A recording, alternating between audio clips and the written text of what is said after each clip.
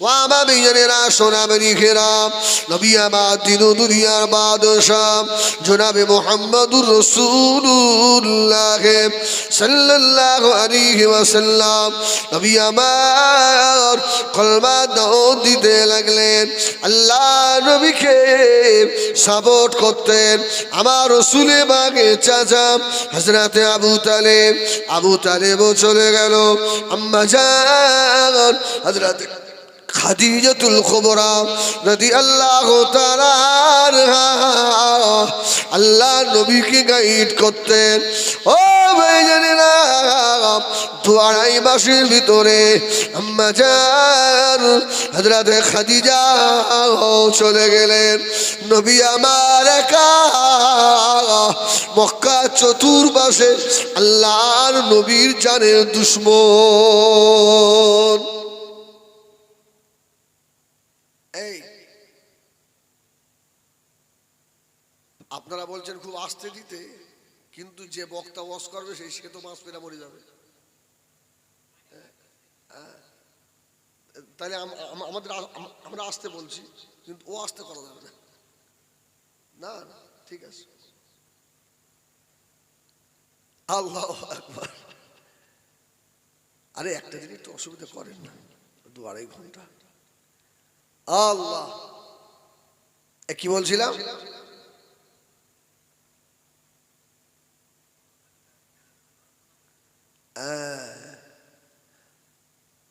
আবু তালেবও চলে গেল, আমাদের খাদিজাও চলে গেলেন, রাসূলুল্লাহ একা হয়ে গেছে।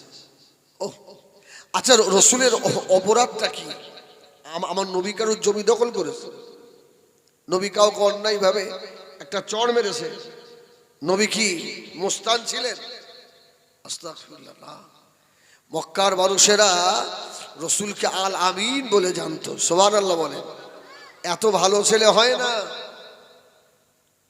কিন্তু রাসূলুল্লাহর অপরাধ একটাই, কলমা লা ইলাহা ইল্লাল্লাহ মুহাম্মাদুর রাসূলুল্লাহ। যতদিন এই দাওয়াত না দিয়েছে ততদিন নবী মক্কাবাসীদের কাছে আল আমিন, ভালো ছেলে, সত্যবাদী, ন্যায়পরায়ণ, কত লাকাব। আর যেই বলল লা ইলাহা ইল্লাল্লাহ, মক্কার সবার কাছে রাসূলুল্লাহ দুশমন হয়ে গেলেন। কিন্তু হকের বাতি কেউ নিভিয়ে দিতে পারবে? হ্যাঁ, তাহলে আপনার ফ্যামিলিতে আপনার ছেলে, আপনার মেয়ে, আপনার বৌমা আপনার কথা শোনে না, আপনার উপরে অত্যাচার করুক, জুলুম করুক, খাওয়া আপনাকে একবেলা না দিক, আপনি মনে মনে করবেন এটাও একটা রাসূলের সুন্নাত আদায় হচ্ছে। তবে আমি বাড়ি গার্জিয়ান হিসাবে এটা আমার দায়িত্ব, যতটুকু বলার আমি বলবই। কি আল্লাহু আকবার। তাহলে যদি আল্লাহর দরবার থেকে আপনি নাজাত পেতে পারেন, তাছাড়া উপায় নেই। ও আমার বিজনেরা, সোনামণি খেরাম, নবী আমার একা, আম্মা খাদিজাও চলে গিয়েছে। আল্লাহ নবী গভীর রাত্রি উঠে পড়লেন। মক্কা বেদিন নির্ভয়ে নবী আমার বাইরে বার হতে পারে না গো। ও ভাইজানেরা, আল্লাহ নবী গভীর রাতে আস্তে আস্তে বার হয়ে এসে পাশের বাড়ি আবু তালেবের বাড়ি, আবু তালেবের ছেলের নাম হলো হযরতে আকিল। আস্তে আস্তে রাসূলুল্লাহ আকিলের ভাই, আর আকিল হচ্ছে বদ, একজন ডাকাত। ও আমার ভাইয়েরা, নবী আমার আকিলের ঘরের দরওয়াজায় গিয়ে দাঁড়ালেন। ভাই আকিল, বাড়ি আছো নাকি ভাই? হযরতে আকিল ঘরের ভিতর থেকে আওয়াজ দিল, কে বাবা আমার ঘরের দরওয়াজায়? আল্লাহ নবী বললেন, ভাই আকিল, আমি অন্য কেউ নয়, আমি তোমার মা মরা ভাই, বাপ মরা ভাই, হযরতে মুহাম্মদুর রাসূলুল্লাহ। হযরতে আকিল বললেন, ভাই মুহাম্মদ, যাব না যাব না যাব না, আপনি দূর হয়ে যান, সরে যান। আমার বাবা আবু তালেব সারা জীবন আপনাকে গাইড করেছে, আমার আব্বা যখন নাই আপনার কোনো দায়িত্ব নিতে পারবো না। রসুল তো একা, আবার রসুলের ইচ্ছা আকিলকে ডাইরেক্ট বলবে না। সুবহানাল্লাহ বলে, ডাইরেক্ট বললে বদ মানুষ, দস্যু মানুষ। এই জন্য আল্লাহ বলেছেন উদউ ইলা সাবিলি রব্বিকা বিল হিকমাতি ওয়াল মাউইদাতিল হাসানা, মানুষকে দিনের দাওয়াত দাও, দিনের পথে আরো সুন্দর সুন্দর কথা বলে। সুবহানাল্লাহ বলে, হিকমতের সঙ্গে। রসুল একটু হিকমত খাটালেন যে আমি ডাইরেক্ট যদি এক্ষুনি আকিলকে বলি, আকিল ঈমান আনতে হবে, তোকে কলমা পড়তে হবে, আর এমনিই তো বল, হয়তো অত্যাচার আরো আমার উপরে বেড়ে যাবে, আমার পাশে কেউ নেই। ও আমার ভাইয়েরা, সোনামণি খেরাম, নবী আমার আখিলের দরজা সম্মুখে দাঁড়িয়ে কাঁদে, ভাই আখিল রে, আমার আহা বলার কেউ নাই, আমি মা হারা বাপ হারা, আমার খাদিজা নাই, আমার চাচা আবু তালেব দুনিয়ায় নাই, ভাই আখিল আমি রাসূলুল্লাহ একটু মক্কার অলিতে গলিতে ঘুরবো, আমার সঙ্গে শোনা ভাই। আকিল তো আসবে না, আল্লাহ নবী তো শুনবেন না। ও ভাই আকিল একটু কি দিলে মায়া হয় না ভাই?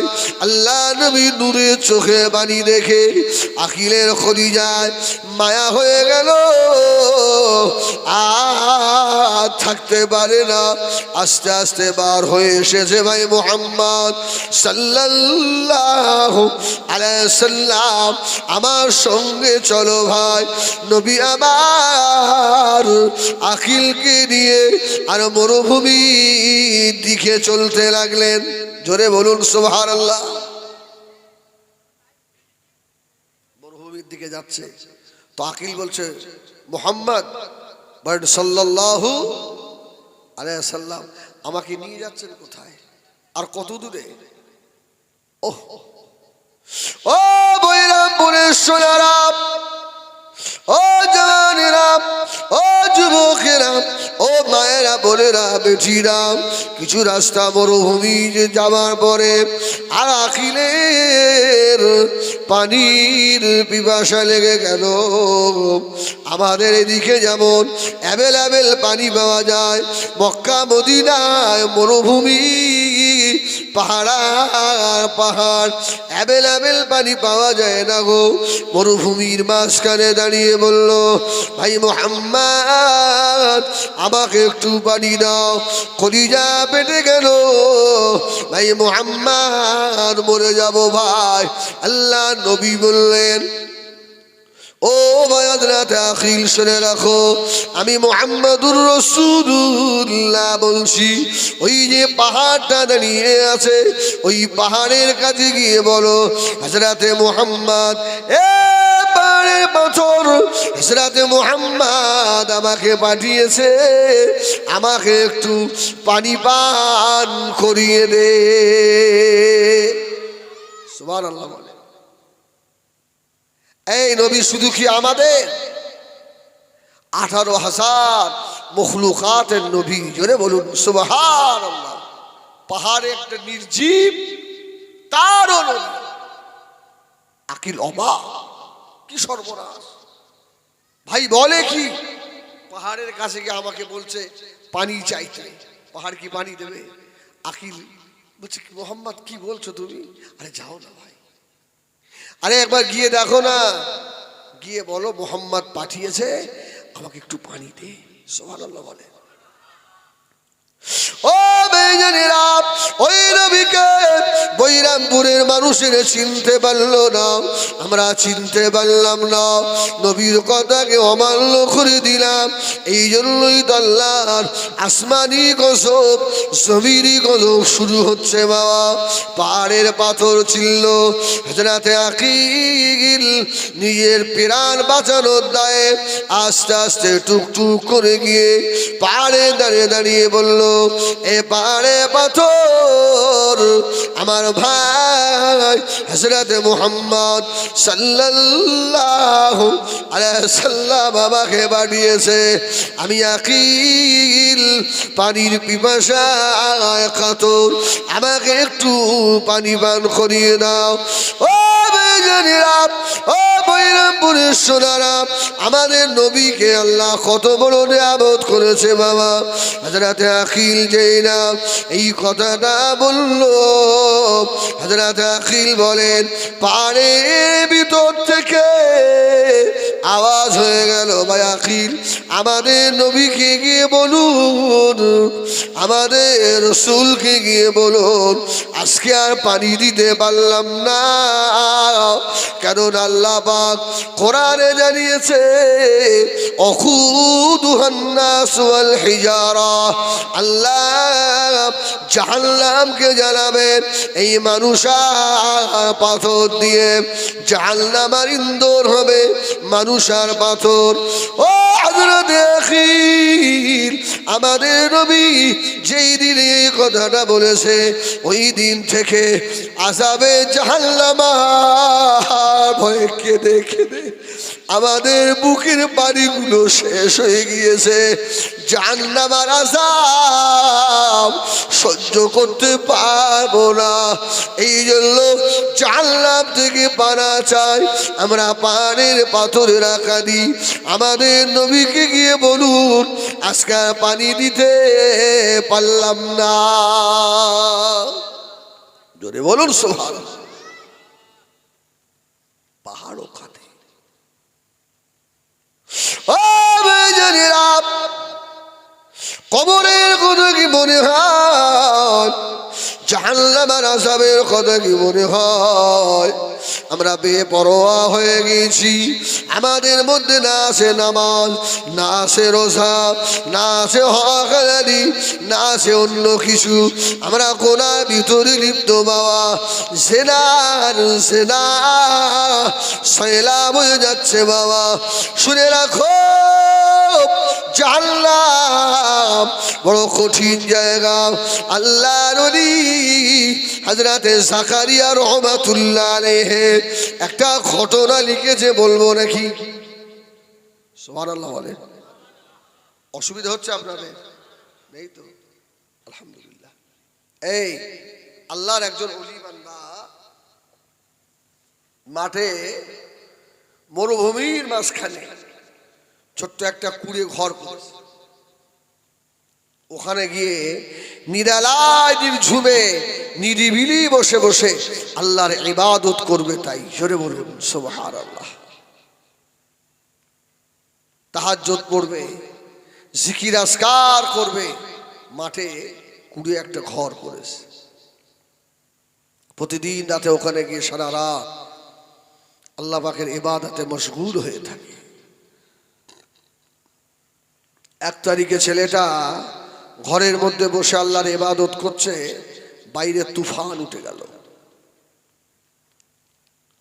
যুবতী এক মেয়ে ছেলে বাবা মরুভূমির উপর দিয়ে চলে যাচ্ছিল। ও ভাইজানেরা, মরুভূমির মাঝখানে কে ওকে সাহায্য করবে, কে ওকে দেখবে?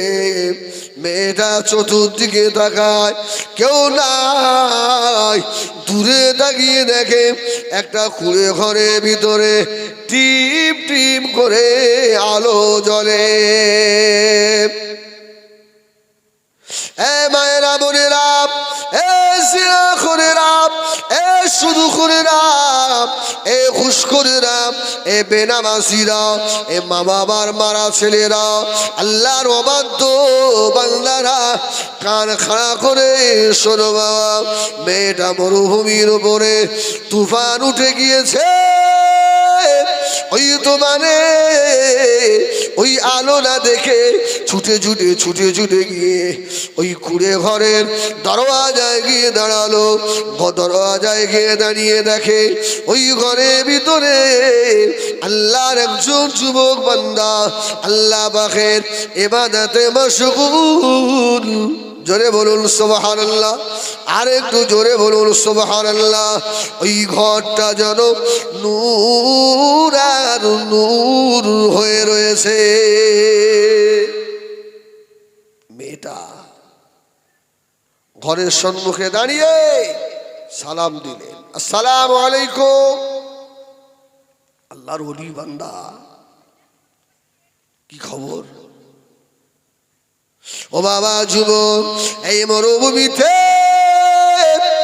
কেউ নাই, আমি আর তুমি মা বাবা। তুফান উঠে গিয়েছে, কোথায় যাব? কোনো জায়গায় তো আশ্রয় নাই, আমাকে একটু আশ্রয় দেবে বাবা? যুবক বলল, মা আমি তোমাকে আশ্রয় দিতে পারবো না, না জানি কোনো কোনার কাজ যদি হয়ে যায়। সুবহানাল্লাহ বলে। অনেক যুবক আছে দেখবেন, রাস্তা দিয়ে একটা মেয়ে হেঁটে হেঁটে যাচ্ছে, ও সাইডে গিয়ে বলছে, যাবেন, উঠবেন গাড়িতে? এমন আছে না? আস্তাগফিরুল্লাহ। আবার কিছু মেয়ে ছেলে ওই অপেক্ষায় থাকে, কেউ গাড়ি নিয়ে আসছে, হাত দেখাচ্ছেন, ভাই যাবো একটু ভাই, ওর জন্য মারপিটের ভাই। উঠে পড়লো, হ্যাঁ উঠে সব গল্প কথা হচ্ছে, ফোন নাম্বারটা আমার নিয়ে নিল, আর তারপর জেনা হয়ে গেল। কি খুব আনন্দ লাগে, খুব মজা লাগে। কি যে মেয়ে ছেলেগুলো বাবা জেনা করে, যে পুরুষগুলো জেনা করে, আযাবে জাহান্নামের ভিতরে ওই মেয়েগুলোর গোপন স্তনগুলো আল্লাহ আগুনের বানিয়ে দেবে। যে পুরুষগুলো জেনা করে, এদের পুরুষাঙ্গ আল্লাহ আগুনের বানিয়ে দেবে। এইবারে বলবে জেনা কর, কি হবে?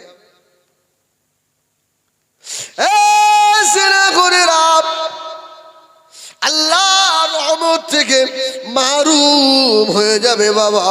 শুনে রাখো, ওসব গুনাহ থেকে ফিরে এসো বাবা। আল্লাহর ওলি বান্দা ঘরের ভিতরে বসে বলল, মা অন্যদিকে চলে যাও মা, আমি আমার আল্লাহকে বড় ভয় করি, আমি আযাবে জাহান্নামকে বড় ভয় করি, জাহান্নামের আযাব সহ্য করার মতো ক্ষমতা আমার নাই। যুবতী মেয়ে শুনবে না, দাঁড়িয়ে গেল, বাবা একটু সাহায্য করো। ও মায়েরা, বোনেরা, বেটিরা, ওই সময় যুবক ছেলেটা একটা মোমবাতি ধরালো, মোমবাতির আগুন হতে লেগেছে বাবা। যুবক ছেলের পিছনে ইবলিস শয়তান লেগে গেছে। এখানে তো কেউ নেই, একবার জেনা কর না, কি হবে? তওবা করে নিবি, এমন মনে হয় না, হয় না, আজকে একবার হচ্ছে হয়ে যাক। কিন্তু রসুল বললেন, যারা গুনাহ করে, গুনাহ করতে করতে ওদের এমন হয়ে যায়, ওই গুনাহটা ওদের আর গুনাহ বলে মনে হয় না। কি যারা সুদ খায়, এই সুদ খেতে খেতে এমন একটা সময় এসে যায়, সুদটা আর সুদ বলে মনে হয় না। মিথ্যা কথা বলতে বলতে এমন অভ্যাস হয়ে যায়, এই মিথ্যা কথা বলা যে পাপ, এই পাপের কথা আর স্মরণ থাকে না। এই যে রসুল বললেন, ছোট্ট একটা পাপ হলেও করতে যেওনি, আর ছোট্ট একটা নেকি যদি আসে ওটা ছেড়ে দিওনি। সুবহানাল্লাহ বলে, ওইটাই হয়তো তোমার নাজাতের ওসিলা হয়ে যেতে পারে। ও জওয়ানেরা, যুবকেরা, ও মুরব্বিয়ানেরা, মায়েরা, বোনেরা, বেটিরা, যুবক ছেলেটা ঘরে বসে বসে আল্লাহ পাকের আযাবে জাহান্নামের কথা মনে করে ওই মোমবাতি জ্বালিয়ে ওই মোমবাতির ভিতরে আর হাতের খড়ি আঙুলটা বারে বারে দেয় আগুনের ভিতরে, আর চিল্লে ওঠে, আঙুল পুড়ে গেল রে।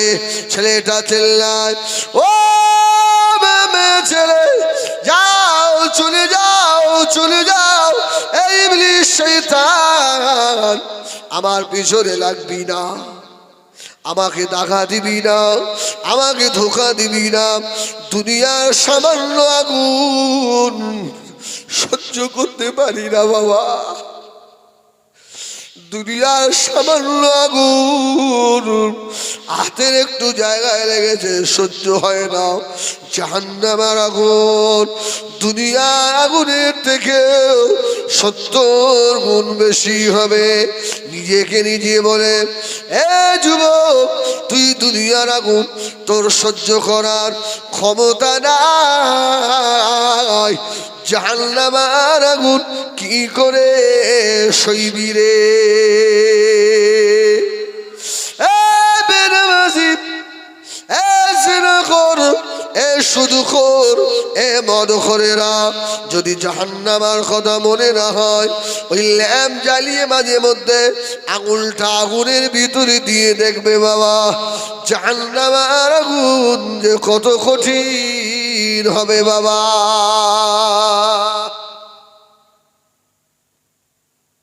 আল্লাহকে ভয় করো, ইত্তাকুল্লাহ, আল্লাহকে ভয় করো, দুনিয়ার কোনো মানুষের নয়। যখন আল্লাহকে ভয় করবে, আল্লাহ তখন আপনাকে সাহায্য করবে। জোরে বলে, জোরে বলুন সুবহানাল্লাহ। দুনিয়ার কেউ যদি আপনার পিছনে না থাকে, আল্লাহ যদি আপনার পিছনে থাকে, দুনিয়ার কারোর কেউ ক্ষতি করতে পারবে না, কারণ ক্ষমতা আছে। আল্লাহ তাকে ফেলাবেই, বাঁচাবেই। মক্কার বেঈমান বেদিনরা সব একদিকে, আর আমার নবী মুহাম্মদুর রাসূলুল্লাহ একদিকে। সুবহানাল্লাহ বলেন। আল্লাহ বললেন, হাবিব, আমি আপনাকে হেফাজত করব। সুবহানাল্লাহ বলেন। এদের কি ক্ষমতা আছে? ইরিদুনা লিইউতফিউ নূরাল্লাহি বিআফওয়াহিহিম আল্লাহু মুতিম্মু নূরিহি ওয়ালাউ কারিহাল কাফিরুন। কাফেররা হাজার চেষ্টা করলেও দিনের বাতিটা নিভাতে পারবে না, যে বাতি আল্লাহ জ্বালিয়েছে। জোরে বলুন সুবহান। অনেক চক্রান্ত হবে, কিন্তু আপনি যদি হকের উপরে থাকেন, যা আল হক ওয়াজহাকাল বাতিল ইন্নাল বাতিলা কানা যাহুকা। সুবহানাল্লাহ বলেন। যে নবী, আল্লাহ আগে ভেবে দেখেন, রাসূলুল্লাহ যেদিন মক্কা থেকে মদিনায় যাচ্ছেন, সঙ্গে কে? একজন, আবু বকর। আরে রসুল যখন মদিনা থেকে মক্কায় ঢুকছে, রসুল আর একা? 10,500। সুবহানাল্লাহ, সুবহানাল্লাহ। আমার রসুলের আখলাকে, আমার রসুলের আদর্শে মক্কার বড় বড় বেঈমান বেদিনরা আমার রসুলের সঙ্গে জড়িয়ে গিয়েছিল। জোরে বলুন সুবহানাল্লাহ। রসুল মক্কা থেকে মদিনায় একা এসেছেন, আর মদিনা থেকে মক্কায় যাওয়ার সঙ্গে সময় 10,500 সাহাবী। সুবহানাল্লাহ। ও আমার ভাইয়েরা, সোনামানি ঘেরা, নবী আমার দিন ও দুনিয়ার বাদশাহ হাবিবুল্লাহ জনাবে মুহাম্মদুর রাসূলুল্লাহ সাল্লাল্লাহু আলাইহি ওয়াসাল্লাম, নবী আমার দাঁড়িয়ে বললেন, ও বায়াকিল, পাহাড়ের পাথর কি বলল? হযরতে আখিল এসে বলল, ও মুহাম্মদ সাল্লাল্লাহু আলাইহি ওয়াসাল্লাম, পাথর বলে দিয়েছে, আমারে নবীকে গিয়ে বলুন, জাহান্নামের ভয়ে কেঁদে কেঁদে আমাদের পানিগুলো শেষ হয়ে গিয়েছে। আল্লাহ নবী তথাপিও আখিলকে বললেন না, ভাই আখিল, কলমা পড়ো, চলো ভাই বাড়ি চলো। সুবহানাল্লাহ বলেন, সুবহানাল্লাহ। চলো চলো বাড়ি চলো। আল্লাহু আকবার। এই কোনো মানুষ যদি বেনামাজি হয়, আপনি মসজিদের রাস্তা দিয়ে মসজিদে নামাজ পড়তে যাচ্ছেন, ওরা মাথায় বসে আছে রাস্তার ধারে, ওকে আপনি সালাম দেবেন, আসসালামু আলাইকুম। কেন সালাম দিতে লজ্জা লাগে না? এই লজ্জা লাগে না? আচ্ছা, ছোট ভাই বড় ভাইকে সালাম দিতে লজ্জা লাগে না? বড় ভাই ছোট ভাই সালাম দিয়ে লজ্জা হয় না? আসসালামু আলাইকুম, মুখে কাপড় দিচ্ছে, কি সম্পূর্ণ মানে কি বড় পাপও করে ফেলেছে। ওই যে বেনামাজিরা রাস্তার ধারে বসে আছে না, ওই 1 দিন 2 দিন 5 দিন 10 দিন সালাম দেবেন, কিছু বলবেন না। একদিন হট করে গিয়ে বল, ভাই সেই তো এখানে বসে থাকিস, চল নামাজটা পড়ে আসি। দেখবেন ওর ভিতরে একটা জিনিস তৈরি হবে, হবে না? হবে না? যে মানুষটা প্রতিদিন যায় আমাকে সালাম দেয়, হ্যাঁ আজকে আচ্ছা ভাই ঠিক আছে, বড় ভাই তুই যাচ্ছিস যা, এখন তো ঠিকঠাক নেই, আসর থেকে যাব। আসরের নামাজের আগে ও যখন পারমিশন দিয়েছে আস্তে আস্তে চলে যাবেন ওর বাড়ি। এই আব্দুল খালেক, সালাম আলাইকুম, বাড়ি আছিস? এই ভাই এসে হাজির, চ ভাই চ, তুই বললি বলে এরাম নামাজ পড়তে যাবি না? আহা চ চ চ, খোদার কসম যদি আপনার খেদমতে একটা মানুষ নামাজি হয়ে যায়, ওই নামাজির ওসিলায় কাল কিয়ামতে আল্লাহ আপনাকে ক্ষমা করে দেবে, আল্লাহ আপনাকে মাফ করে দেবে। তবে হিকমতের সঙ্গে মানুষকে ওই ধরপাকড় করে, হ্যাঁ সারা নামাজ পড়বি রে, খাবি জন্মের খাওয়া খাবি, এরকম উল্টো পাল্টা বললেও জীবনে নামাজি হবে না। হিকমত লাগাতে হবে। আমার ভাইজানেরা, সোনামানি খেরাম, নবী আমার দিন ও দুনিয়ার বাদশাহ, আল্লাহ নবী কোনো কথা বললেন না। হযরত আকিল বাড়ি চলে গেল। রাস্তায় যেতে যেতে আকিল বলেছিল, ও ভাই মুহাম্মদ, শুনে রাখো আমি আপনার সঙ্গে আর কোনোদিন আসবো না। আজকে আপনি আমাকে নিয়ে এসে যা আমাকে দেখালেন, আমি আকিল ভুলতে পারি না। ও ভাইজানেরা, নবী আমার বাড়ি চলে গেলেন। পরের দিন আল্লাহ নবী আমার এসির নবী আমার টুকটুক টুকটুক করে এসে আবার আকিলের ঘরের দরওয়াজায় দাঁড়িয়েছে। আসসালামু আলাইকুম, ও আকিল বাড়ি আছো ভাই? হযরত আকিল ভিতর থেকে আওয়াজ দিচ্ছে, যাব না যাব না যাব না। ও হযরত মুহাম্মদ, দূর হয়ে যাও দূর হয়ে যাও। আল্লাহ নবী দাঁড়িয়ে দাঁড়িয়ে কাঁদতে লাগলেন। আল্লাহ নবী দূরে দুটো চোখের পানিতে আল্লাহ নবী দাঁড়ি মুবারক ভিজে যায়। ভাই আকিল রে, দুনিয়ায় আমার আহা বলার কেউ নাই, আমার পাশে দাঁড়াবার মতো কেউ নাই। আমার খাওয়া হয়েছে কিনা, আমি কেমন আছি ভাই আকিল, কেউ নাই আমার খবর নেই। আমার চাচা আবু তালেব নাই, আমার বড় বিবি খাদিজা নাই। আকিল তুমি আমার চাচা তো ভাই, একটু আমার সঙ্গে সবাই। আকিল বার হবে না। আল্লাহ নবী আকিলের ঘরে দরওয়াজায় দাঁড়িয়ে আল্লাহ নবীর নূরের চোখে পানিতে দাড়ি ভিজে যায়। হযরত আকিল থাকতে পারে না।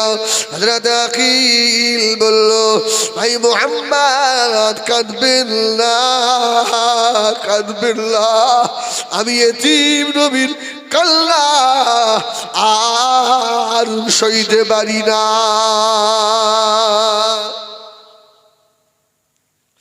ও বইরা বনে জওয়ানেরা, আল্লাহ নবী খদিজায় শান্তি পেলেন। হযরত আকিল আস্তে আস্তে বার হয়ে এলো। আকিলের মনের ভিতরে ভয় হয়, আজকে আবার কি দেখাবে তার ঠিক নাই। আজকে কি হবে? রাসূল বলল, চলো আকিল ভাই, নবী আমার দিন দুনিয়ার বাদশাহ আখিলকে সঙ্গে করে নিয়ে আবার চলতে লাগলেন। ও মায়েরা, বোনেরা, বেটিরা, সোনা মানিকেরা, আল্লাহ আমার আপনার নবীকে কত বড় নিয়ামত করেছিলেন। মরুভূমির মাঝখানে গিয়ে আল্লাহ নবী বললেন, ভাই আখিল, ও ভাই আখিল, একটু দাঁড়িয়ে যাও, আমি আর একটু ইস্তিলজা পেয়ে গেছে, আমি একটু কাজায় হাজত সারবো। নবী আমার আস্তে আস্তে আগে চলে গেলেন। ও ভাইজানেরা, ও যুবকেরা, যারা দাঁড়িয়ে দাঁড়িয়ে প্রস্রাব করো বাবা, কান খাড়া করে শোনো। নবী আমার মরুভূমির মাঝখানে প্রস্রাব ফিরতে বসলেন, কেউ নাই। হাদিস শরীফে এসেছে আল্লাহ নবী মরুভূমির বালুগুলোকে টেনে টেনে টেনে টেনে নিয়ে উঁচু মতো করে ফেললো, একটা আদব করে ফেললো। আল্লাহ নবী ওই আদবের ভিতরে প্রস্রাব করবেন। আল্লাহ নবী কিছুটা দূরে দেখতে পান ছোট ছোট খাজুরের গাছ রয়েছে। ও আল্লাহ নবী আস্তে আস্তে গিয়ে ওই খাজুর গাছের পাশে দাঁড়িয়ে বললেন, এ খাজুর গাছেরা, আমি মুহাম্মদ তোদের নবী। এই আমি তোদের নবী, আমি চাঁদ সিতারার নবী। জোরে বলুন সুবহানাল্লাহ। আমি আরশ ফরশের নবী। আমি তোদেরকে বলছি, ওখান থেকে এসে তোদের নবীকে একটু ঘিরে ধর। সুবহানাল্লাহ বলবেন। আল্লাহু আকবার। চিন্তা করে আমরা কি মানুষ? রাসূলুল্লাহর এই কথাটা শুনেই ওই গাছগুলো হযরত আকিল শেষে ঈমান এনেছিলেন, অনেক হাদিস ও আকিল রিওয়ায়াত করেছে। হেঁটে হেঁটে হেঁটে হেঁটে এসে আমার নবীকে ঘিরে ধরেছে। জোরে বলবেন না? আকিল দাঁড়িয়ে দাঁড়িয়ে অবাক, ইয়া আল্লাহ, এ কি ভাই আমার, এ আমার কি ভাই, যে ভাইয়ের কথায় গাছও শোনে, গতকাল পাথরও শুনলো, এ আমার কি ভাই। হ্যাঁ, আমার রাসূল তথাপিও তখনও বলছেন না, ভাই আকিল একটু কলমা পড়। নবী আমার দিন দুনিয়ার বাদশাহ হাবিবুল্লাহ জনাবে মুহাম্মদুর রাসূলুল্লাহ সাল্লাল্লাহু আলাইহি ওয়াসাল্লাম, নবী আমার তখনও কোনো কথা বলে না। আল্লাহ নবীর কাছে হাজত শেষ হয়ে গেল। নবী আমার ভাই আকিলকে বললেন, ভাই আকিল বাড়ি চলো ভাই। আকিলকে নিয়ে রাসূলুল্লাহ বাড়ির দিকে রওনা হয়ে গেলেন। হযরত আকিল রাস্তায় আবার ধরেছে, ও ভাই মুহাম্মদ, যাব না যাব না, আরো কোনদিন আপনার সঙ্গে আসবো না। নবী আমার আকিলের মুখের দিকে তাকিয়ে বলল, ভাই কে আসবে রে ভাই, আমি যে একা, আমি যে এতিম, আমি যে এসির। আল্লাহ নবী বাড়ি চলে গেলেন। পরের দিন নবী আমার শুধু একটা মানুষকে কলেমা পড়াবে, তাই আল্লাহ নবী আবার চলে এলেন আকিলের ঘরে দরজায়। ও ভাই আকিল বাড়ি আছো নাকি? হযরত আকিল বলল, মুহাম্মদ দূর হয়ে যাও, সরে যাও, যাব না যাব না। দুদিন যা দেখিয়েছেন আমি আকিল এখনো ভুলতে পারি না। সুবহানাল্লাহ বলে। দুদিন যা জিনিস দেখিয়েছেন এখনো আমার মনের মধ্যে তাই হচ্ছে। আমার রাসূল কাঁদছে, একটু এসো না ভাই। ও তো আসবে না, আর আমার নবী তো শুনবেন না। জোরে বলুন সুবহানাল্লাহ। আমার ফ্যামিলির, আমার চাচা আবু তালেবের ছেলে জাহান্নামী হয়ে গেল। আরে চাচা তো কলমা পড়ল না, সারা জীবন আমাকে আগলে রাখলো, ঢাল করে বুকের মধ্যে রেখে দিল। চাচা তো বললো না, অন্তত চাচার বাড়ি থেকে যদি আর একটা আসে। জোরে বলুন, হ্যাঁ জোরে বলুন সুবহানাল্লাহ। উফ, আমার রসুলের এতটা এতটা মেহনত। আচ্ছা বলেন, এই মেহনত, এই খিদমত আমরা বাড়ির গার্জেন আমাদের আছে? এই বলেন, সত্যি করে বলেন। আল্লাহু আকবার। মান রাআ মিনকুম মুনকারান ফালিগাইরহু বিয়াদিহি ফাইন লাম ইস্তাতি ফাবিকলবিহি ফাইন লাম ইস্তাতি ফাবিকলবিহি ফাইন লাম ইস্তাতি ফাবিলিসানিহি ফাইন লাম ইস্তাতি ফাবিকলবিহি ওয়া যালিকা আদাফুল ঈমান। আপনাকে হক কথা বলতেই হবে। যদি জবান দিয়ে বললে অসুবিধা হয়, তাকে অন্তর থেকে ঘৃণা করবেন। যদি ক্ষমতা হয় হাত দিয়ে মারার, তো হাত চালাবেন। আমরা পারবো? এই পারবো আমরা? না, এখন বৌমাদের উল্টো পাল্টা বললে আর খেতে দেবে না। ও, আসলে ভুল তো আপনি করেছেন। ওই বাচ্চাটাকে যদি ছোট থেকে আপনি আল্লাহর হদ চেনাতেন, দিনের তালিমটা দিতেন, তাহলে আজকে আপনার এই অবস্থার হতো না। আমার ভাইয়েরা, সোনামানি ঘেরাও, নবী আমার দিন দুনিয়ার বাদশাহ হাবিবুল্লাহ জনাবে মুহাম্মদুর রাসূলুল্লাহ সাল্লাল্লাহু আলাইহি ওয়াসাল্লাম, নবী আমার আখিলের ঘরে দরজার সম্মুখে দাঁড়িয়ে কাঁদতে লাগলেন। আখিলকে না নিয়ে যাবেন না, আখিল আসবেন না। আল্লাহ নবী চোখের পানি দেখে, আল্লাহ নবীর কান্না দেখে আখিলের কলিজায় মায়া হয়ে গেল। ধরে বলুন, ও অন্য দিনের মতো আজকে আখিল আবার বার হয়ে এলো। নবী আমার হযরতে আখিলকে সঙ্গে করে নিয়ে মরুভূমি একটা গ্রামের উপত্যকা দিয়ে যেতে লাগলেন। নবী আমার আগে আগে যান। হযরতে আখিল আল্লাহ নবীর পিছনে পিছনে আসে। কিছু রাস্তা যাওয়ার পরে একটা উট ছুটে ছুটে এসে আল্লাহর নবীর কদমে পড়ে গেছে। জোরে বলুন সুবহানাল্লাহ। হযরতে আখিল পাশে দাঁড়িয়ে অবাক, ও ভাই মুহাম্মদ কি হলো রে ভাই? উটটা এসে আল্লাহ নবীর কদমের উপরে পড়ে গিয়ে আর মাথা তোলে না। আল্লাহ নবী বললেন, রে ওট, কি হয়েছে তোর? কেন মাথা তুলিস না? আল্লাহ উঠে জবান খুলে দিলেন। উট ওই দিনে বলেছিল, ভাই ও আল্লাহ নবী, বেয়াদবি মাফ করুন। আমি যে মুনিবের কাছে থাকি, আমার মুনিব আমাকে বেশি খাটায়, আমাকে খেতে দেয় কম। ইয়া রাসূলুল্লাহ, হাবিবাল্লাহ, আমি বুড়ো হয়ে গেছি। আজকে সিদ্ধান্ত নিয়েছে আমাকে জবাই করে খেয়ে ফেলবে, কেউ নাই বাঁচাবে। ইয়া রাসূলুল্লাহ, ইয়া হাবিবাল্লাহ, হুজুর আপনি আমাকে সাহায্য করুন। জোরে বলেন সুবহানাল্লাহ। এই উটটা এসে কাঁদছে, তো আমার রাসূলুল্লাহ বললেন, এ বাবা ওঠ, আরে ওঠ, দেখছি ওঠ।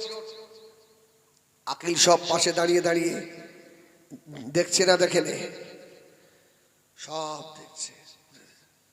কিছুক্ষণ পরে উটের মালিকটা এসে গেল। সুবহানাল্লাহ বলে, উটের মালিক ধরে নিয়ে যাবে উটটাকে। আল্লাহ নবী বললে, উটের মালিক, কেন তোমার উটটাকে এত মারো?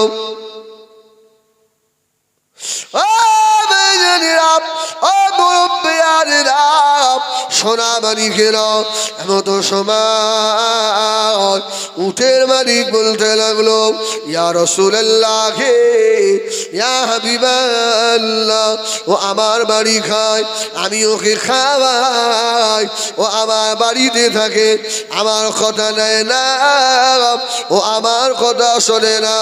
ইয়া রাসূলুল্লাহ, ইয়া হাবিবাল্লাহ, ওকে পিটিয়ে পিটিয়ে মেরে ফেলবো।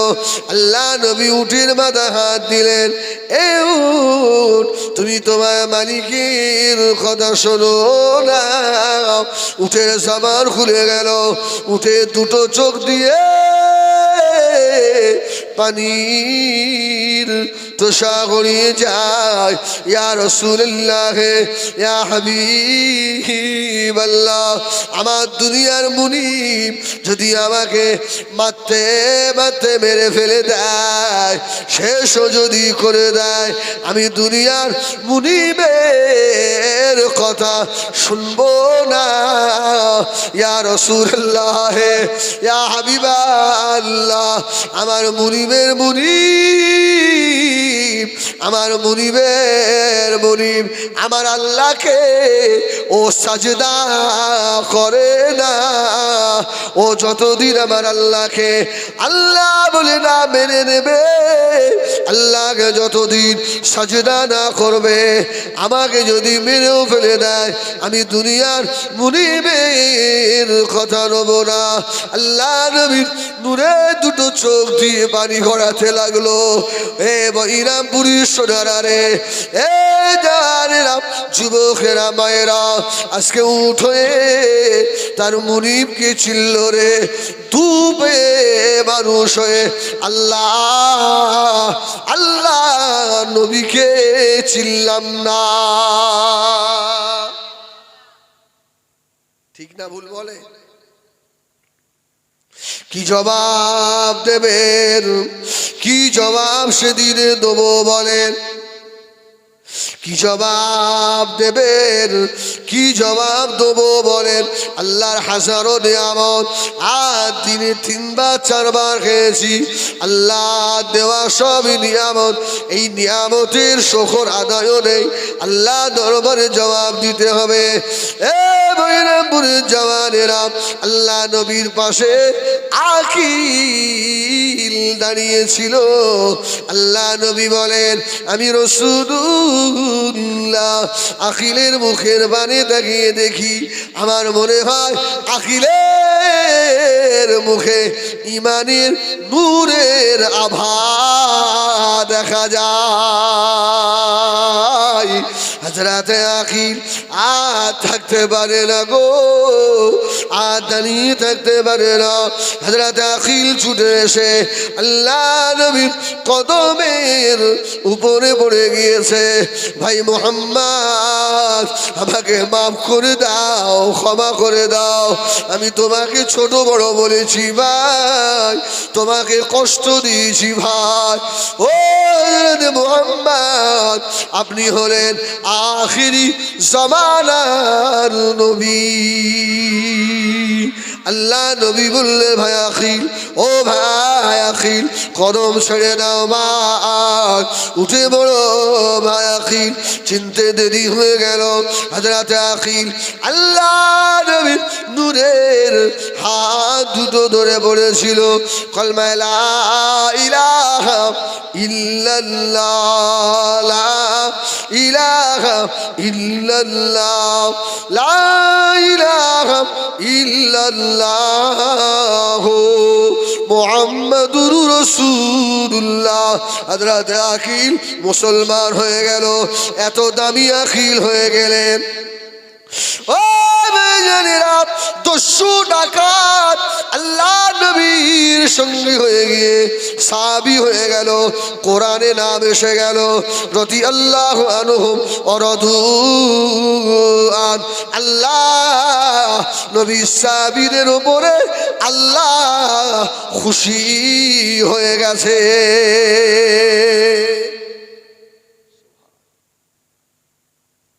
আমার ভাইরা, এই জন্য বলি আল্লাহ ওয়ালা হয়ে যায়।